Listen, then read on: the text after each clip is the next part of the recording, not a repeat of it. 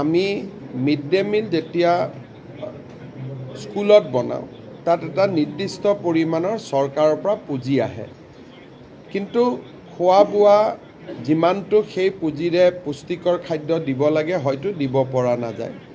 এতিয়া অসম চৰকাৰ আৰু অক্ষয় পাত্ৰ ফাউণ্ডেশ্যনৰ মাজত এটা বুজাবুজি আছে যে আমি চৰকাৰী টকাখিনি দিম, আপোনালোকে তাৰ অতিৰিক্তকৈ টকা সংগ্ৰহ কৰি আনিব আৰু ল'ৰা ছোৱালীখিনিক এটা জাগাতে খোৱা বনাই ৰাতিপুৱা আপোনালোকে সকলো স্কুলত গৈ বিতৰণ কৰিব।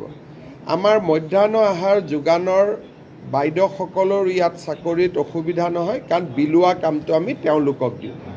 আৰু এই ধৰণে বহু দিনৰ পৰা কামৰূপ জিলাত এই আঁচনিটো চলি আছে, সকলোৱে সুফল পাইছে। আৰু ইয়াৰ লগত যোৰহাট জিলাতো আমি আৰম্ভ কৰিছিলোঁ।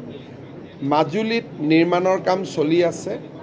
আজি আমি নলবাৰীতো চেণ্ট্ৰেলাইজ কিটচেনটোৰ নিৰ্মাণৰ কাম হাতত ল'ম আৰু নলবাৰীৰ লগতে লখিমপুৰ, ডিব্ৰুগড় আৰু তেজপুৰতো অহা 10 দিনৰ ভিতৰত আমি এনেকুৱা 3টা কিটচেন নিৰ্মাণৰ কাম আৰম্ভ কৰিম।